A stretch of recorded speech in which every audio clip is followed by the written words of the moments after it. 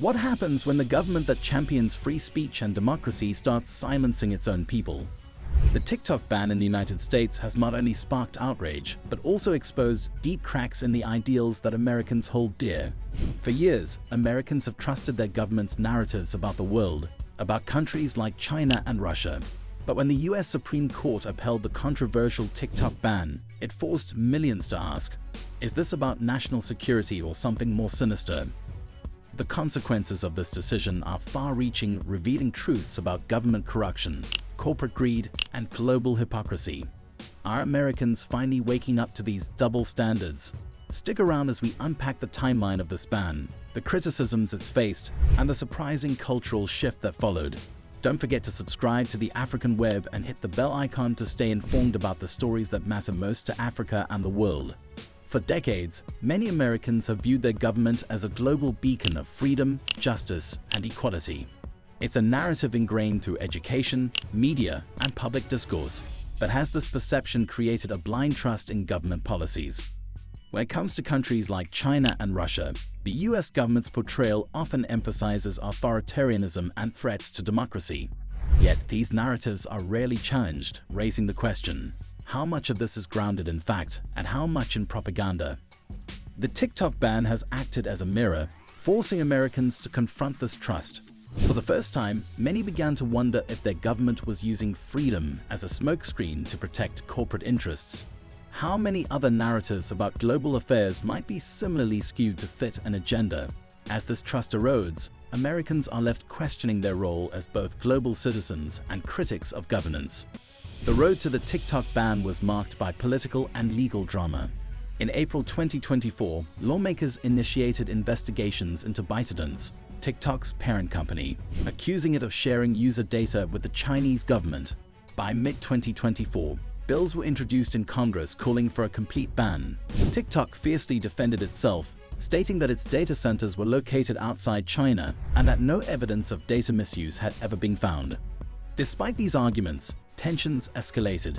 By January 2025, the US Supreme Court upheld the ban, citing national security risks.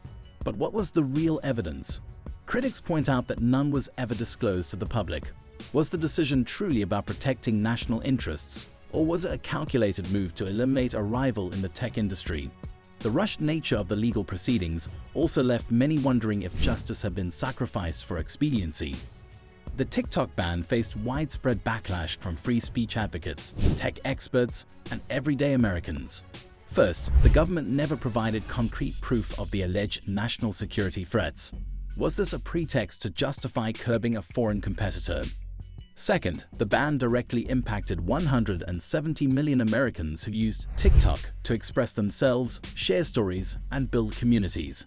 By banning the platform, did the US government violate its citizens' First Amendment rights? And third, questions arose about corruption among lawmakers. Reports revealed that some politicians who supported the ban had financial stakes in TikTok's competitors, particularly Meta. This exposed the blurred lines between policymaking and personal gain. Could the TikTok ban have been less about security and more about ensuring profits for US-based tech companies? The lack of transparency only deepened public distrust. Moreover, the global community began questioning whether the US still had the moral authority to lecture other nations about democracy and freedom. Following the ban, millions of Americans turned to RedNote, a similar Chinese-owned platform.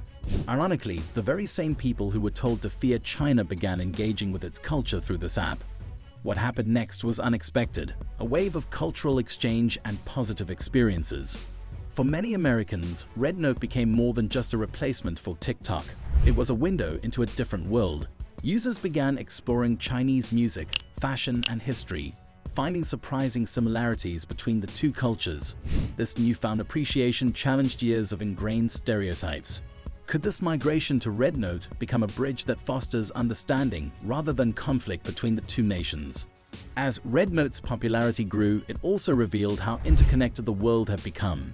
Platforms like these showed that cultural exchange could thrive even amidst political tensions. The US government's attempts to isolate its citizens from China inadvertently backfired, making people more curious than ever about the other side. As Americans engaged more with RedNote, they began to question their assumptions about China.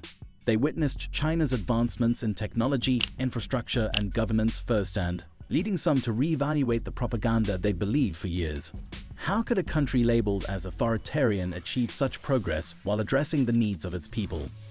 This reevaluation sparked heated debates.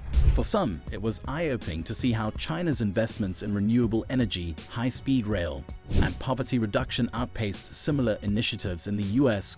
Could this suggest that democracy, as practiced in the US, was losing its competitive edge? Others pointed out that while China's governance model is far from perfect, its focus on long-term planning seemed to address societal needs more effectively than the gridlock often seen in the US. This shift in perspective didn't just change how Americans viewed China, it also raised uncomfortable questions about the future of their own democracy. The TikTok ban is just one example of the US government's hypocrisy. While it champions free speech abroad, it suppresses it at home. And while it criticizes other nations for overreach, it has a long history of interventions, such as in Libya, Iraq, and Afghanistan, often resulting in chaos rather than democracy. Critics argue that these interventions highlight a pattern of exploitation rather than altruism. Was the US more interested in controlling resources and geopolitics than spreading democracy? This hypocrisy has tarnished the US image as a global leader. The TikTok ban brings this critique full circle. If a nation can't uphold the principles it preaches domestically, how can it expect the world to follow its example? This moment offers Americans a unique chance to reflect, not just on their government's actions, but also on their role in shaping a fairer global future. Ultimately, the TikTok ban reveals a deeper issue: the need for Americans to critically evaluate government narratives. Is it time to question the stories being told and uncover the truth? After all, democracy thrives not on blind trust, but on informed, engaged citizens. For too long, many have accepted government decisions at face value, without delving deeper into the motives and potential conflicts of interest behind them. The TikTok saga is a glaring reminder of how political agendas can shape the truth and manipulate public perception.